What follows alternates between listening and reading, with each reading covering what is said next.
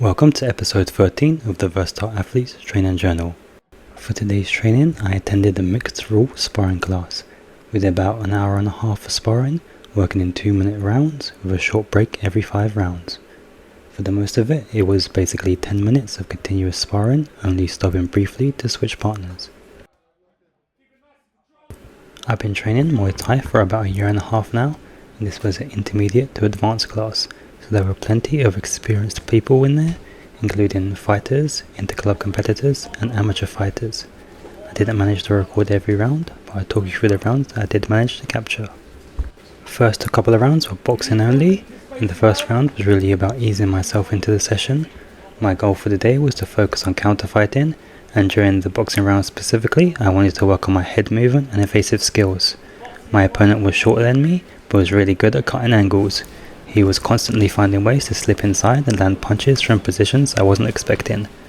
Early on, I'm just trying to stay light on my feet, get my timing right, and start to work in some defensive reactions.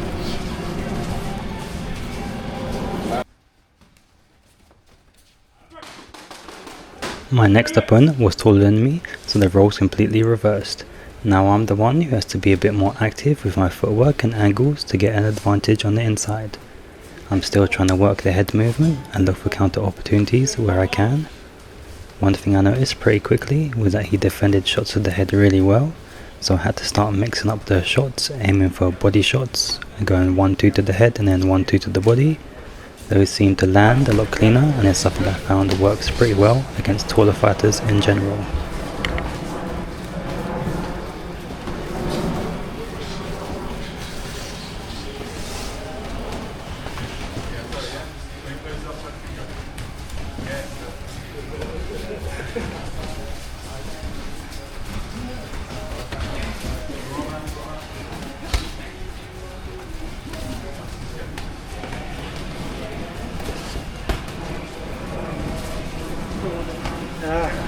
Okay, this is the third round I recorded, and at this point we're still doing boxing sparring. The opponent here is also taller than me like the previous one, but this one presented a bit of a different challenge. He used his height and reach really well, keeping me at distance with the long guard. Every time I tried to enter the range, he'd either catch me with a straight shot or a hook, and it was throwing me off quite a bit. After getting caught a few times, I started to try and slip and duck around the long guard while firing back with a cross, and that landed a few times, and eventually I noticed that he stopped using the long guard and went a bit more on the offense. And like I said, when I found a solution to that problem, I got back into my game plan a bit, using a bit of head movement and looking for counters. And as the round went on, the pace did start to pick up a bit, and we did both manage to land some nice combos, which was really good. This was actually one of my favourite spars of the day, as we managed to both adapt to each other's styles over the round, and I was still able to work on the head movement and counter defense as I wanted.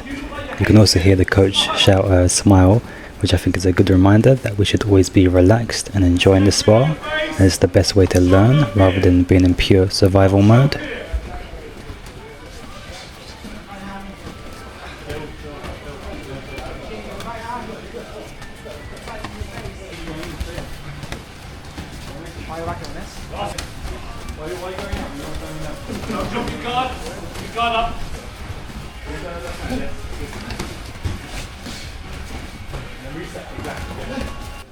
This was the last boxing round I managed to record. It was actually round 5. I didn't get to manage to record round 4 as I was out of the camera's view at the time. Again, I'm facing a taller opponent, but this guy was probably one of the trickiest spars of the session, at least the top 3 for sure. He used a lot of movement and distance managing, cutting angles, and I also felt he was very focused on counter fighting, which is what I also wanted to do, which made it a bit tricky.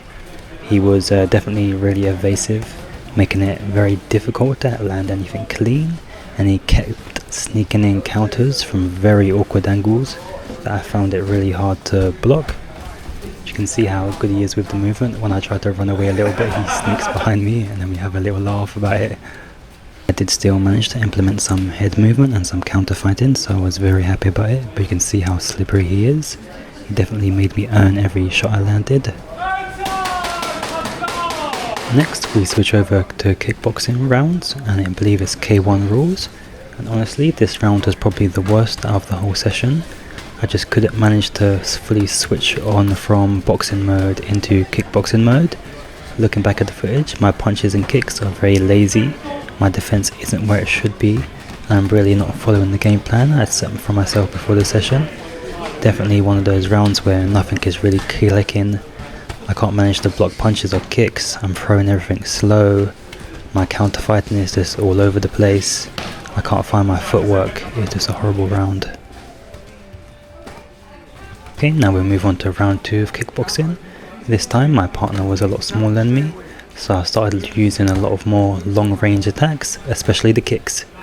My combinations were flowing a bit better than the previous round, and my guard was a bit more consistent, but as the round went on I noticed my bad habit creeping back in and my hands started dropping.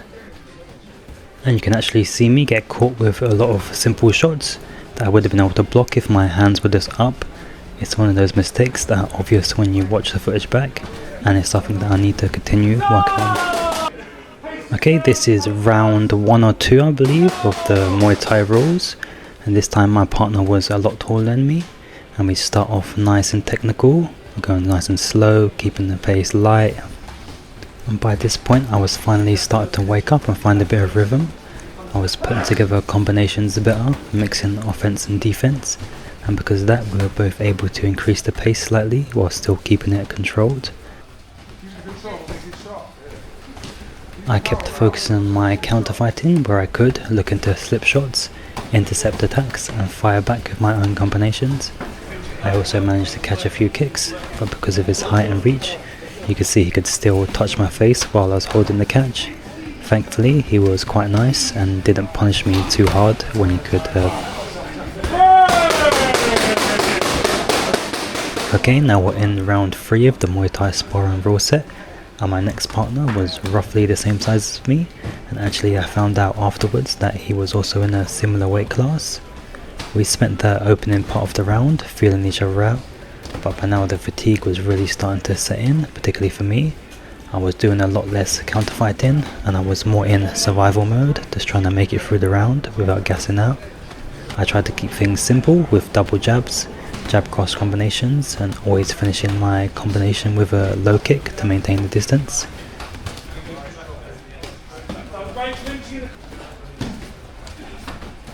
You can see as the round goes on I start to switch into a passive defense, waiting for him to throw before throwing anything back, which is a really bad habit I'm trying to overcome, and I really should be staying active with my defense. And by the end of this round I was pretty exhausted and I was mainly throwing single shots just to try and keep him from walking me down. 5. Okay, now moving on to the final round of the day.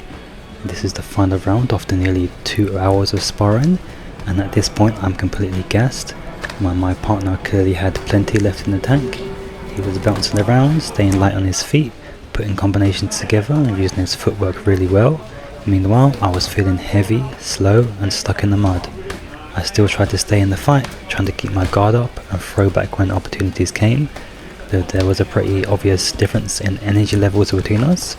The goal here was just trying to stay composed throughout the whole round, keep defending and avoid becoming a walking punching bag.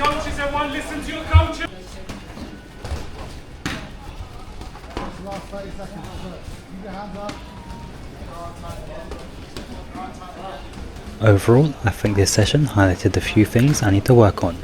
The biggest positive was getting more rounds focused on counter fighting and head movement.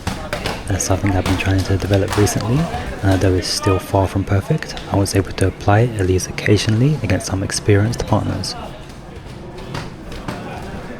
The biggest weakness was probably my ability to transition between the rule sets and maintain good habits when fatigue started to set in. As soon as I got tired, my hands started to drop, my movement slowed down, and I found myself relying more on survival than execution. Still, sessions like this are exactly why sparring is valuable. You get exposed to different styles, different body types, and different levels of experience. And every round gives you something to learn from. Thanks for watching, and I'll see you in the next episode of the Versatile Athletes Training Journal.